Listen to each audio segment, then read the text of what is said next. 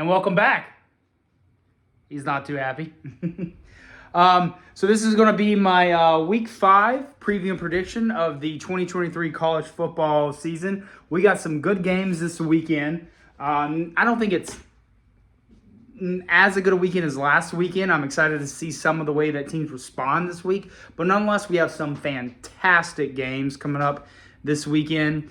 I just wanted to go through the games that we have, talk about the spread, talk about what my opinions and thoughts of each team. Now, I'm not like a big gambling man. I don't make a lot of bets. I think I've placed a handful of bets, and if I were to place a bet, I'd have to be really confident in that bet, which usually if I am, the payout's not very big. But I did want to talk about these games and go over the lines and all that kind of stuff, because we do have some good ones. And so I'm excited. I can't wait. I'm excited. And let's dive into it. We got Penn State on the road at Northwestern. Penn State is 4-0, Northwestern 2-2. Penn State is a 27-point favorite. And Penn State has looked fantastic this year. They've looked good. They've looked dominant on offense. That offense looks deadly. And I'm not worried about them putting up points. I am worried about this being on the road. Now, if this was a home game for Penn State, I probably would have easily taken Penn State with the points. And I'm not saying that they don't cover, but that's just a lot of points to cover on the road. I understand Northwestern isn't the greatest team, but that's 27 is a lot. So if it was me, I probably wouldn't bet on that game. I would take Penn State to win by a lot. I don't know if I'll take them to cover with being on the road. Then we got Kansas on the road at Texas. Texas number 3 in the country. They are both 4-0. Texas is a 16.5-point favorite. Now, in the past years, these are the kind of games that Texas would just either lose or look really bad in for no explanation. Even though their past few games have been really good, they would have a game usually at home, sometimes on the road, that you would expect them to win and win easily, but they just shit the bed and they end up losing. I think they win this game. I don't want to be on the bandwagon saying Texas is back, but they have looked really good this year. They beat Alabama. They've looked dominant in most of their other games. 16.5 points is a lot, but they're playing Kansas, and I understand Kansas is a lot better than what they've been in the years past, but they're both still 4-0. I think Texas gets the win. At home, I still think they look good. But can they win easily? That's what I'm curious to see in this game. Can Texas beat Kansas and make it look easy? 16.5-point favorite. If I had to bet, yeah, I would take Texas. I don't know if I'll take the points, though. I don't know if I'll take them to cover. LSU at Ole Miss. Both of them are 3-1. LSU is a 2.5-point favorite. I think this is going to be a good game to compare to kind of like the Alabama game. And I don't like to be that guy that's like, oh, this team beat A team, so B team also beat C team, so that means C team is better than A team. Like, it's never the thing. But I am curious to see the matchups that LSU has going against Ole Miss, because LSU plays Alabama later in the year. LSU is on the road at Ole Miss. I would take LSU to win and obviously take them to cover. I think anything under 3 points, if you're going to take a team to win, if there's anything under 3 points, you might as well take them to cover, get you some extra cash. So I do think LSU wins, and I think they cover. I think they beat Ole Miss by 2.5 points.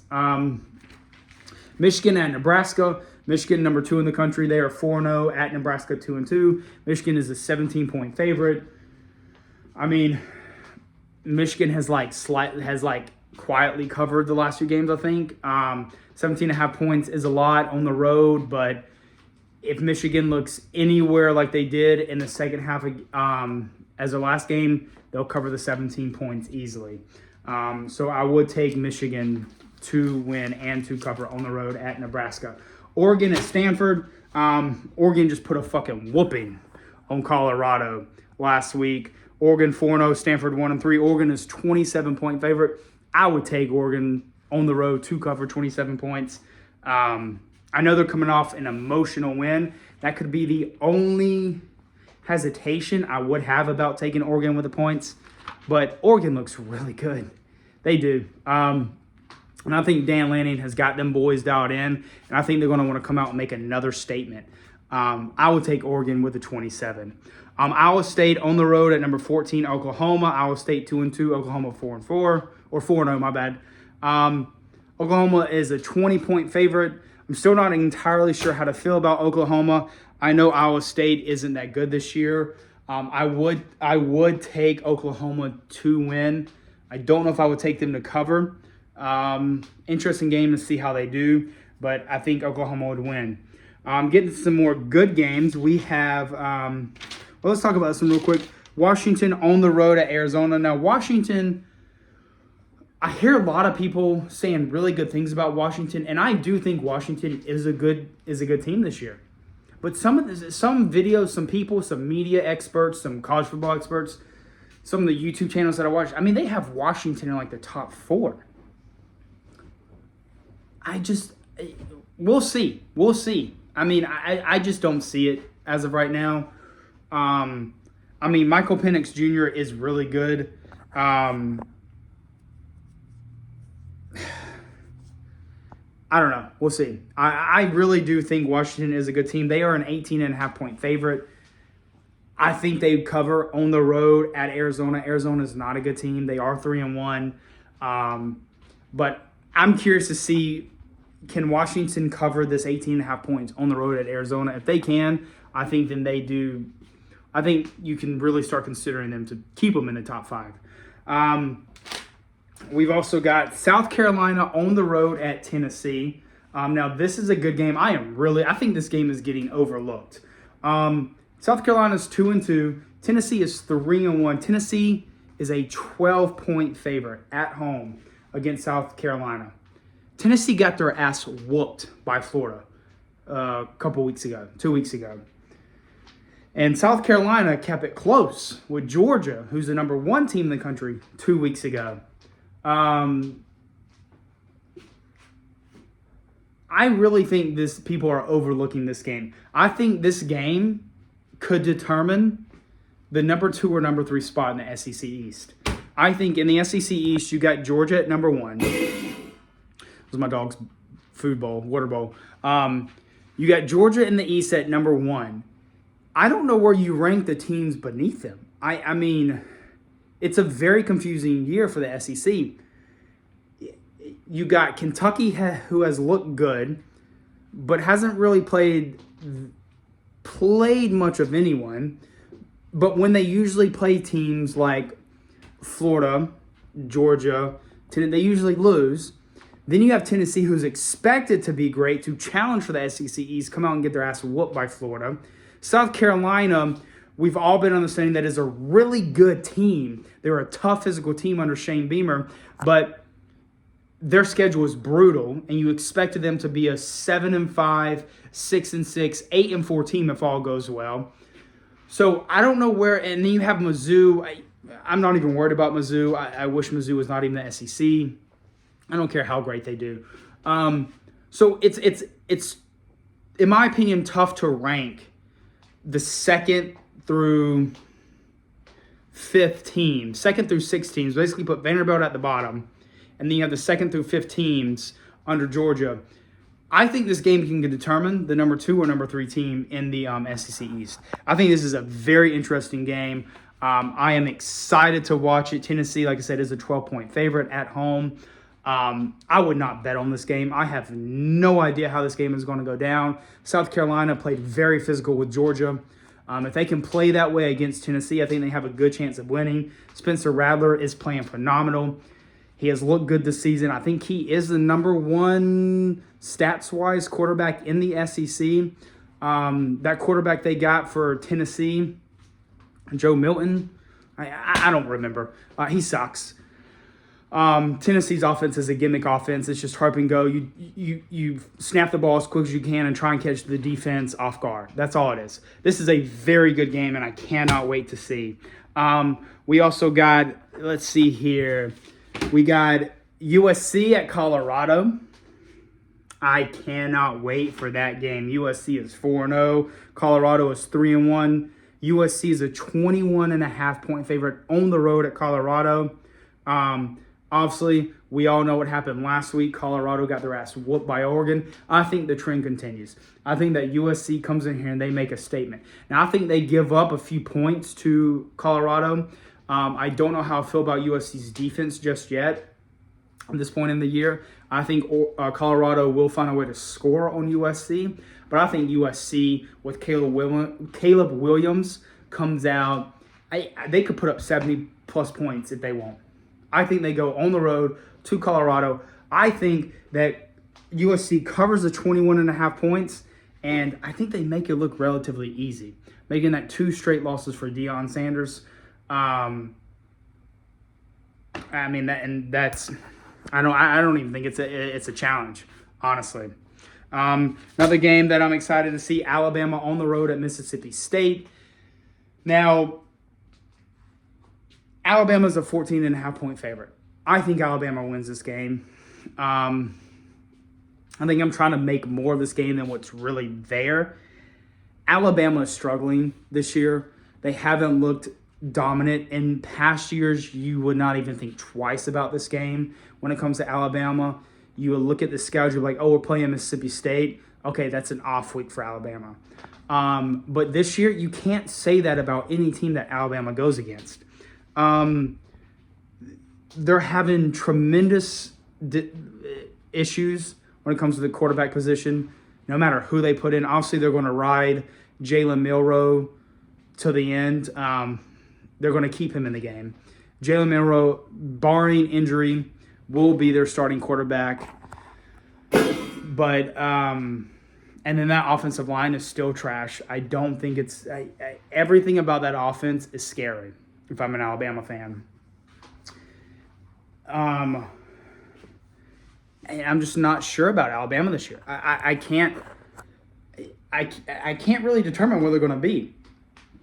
They could still go 11-1 and make the SEC championship, win the West.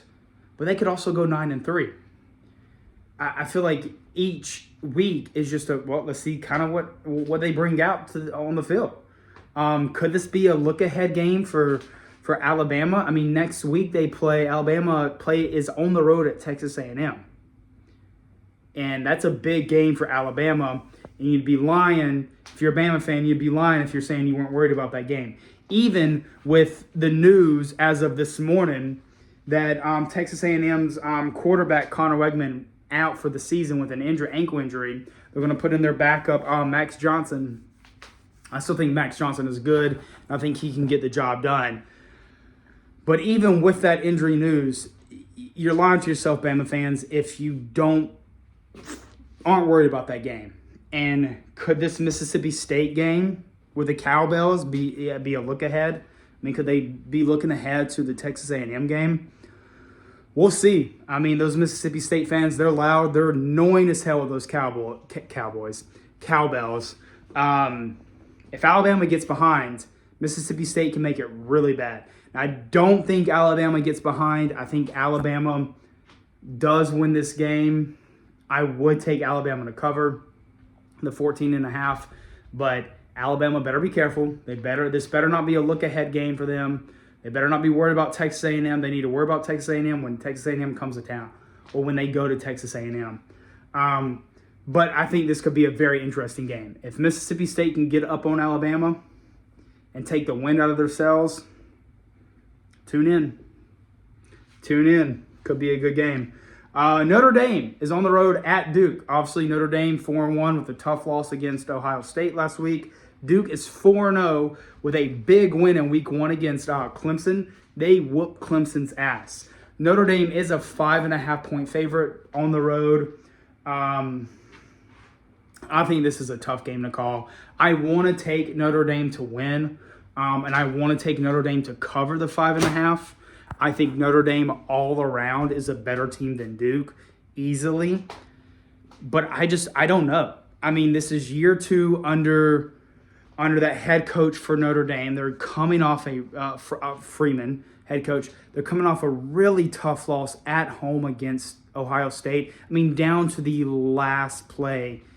And they basically lost because of their own mistakes. And now they have to go on the road to a Duke team who is hot, who has a really good win under their belt in Clemson, who whooped their ass. I think my upset pick of the week, I think it's the Notre Dame-Duke game. I think that Notre Dame can easily lose this game. It would not surprise me if Notre Dame loses the game. It also would not surprise me if Notre Dame goes out there to Duke and just cleans house. So this is my game where I would stay very far away. I would not pick it. If I had to pick, if I had to put my money down, I think I would take Duke. Honestly, I mean, it's just something in my gut tells me, like, I feel that after what happened last week, coming off a tough loss, having to go on the road into a hostile environment, and I understand, like, Duke is it's usually not considered the most hostile place, but Duke's going to be ready for this game. I mean, you better believe Duke has this game scheduled or circled on their calendar. So that's a good game to watch. I'm excited to keep that game in mind. So if I was Notre Dame, I would be very careful about this game. Make sure you come out swinging. Florida on the road at Kentucky. This is another game I'm excited that I really want to talk about. Florida is 3-1. Kentucky is 4-0. Kentucky is a 1-point favorite.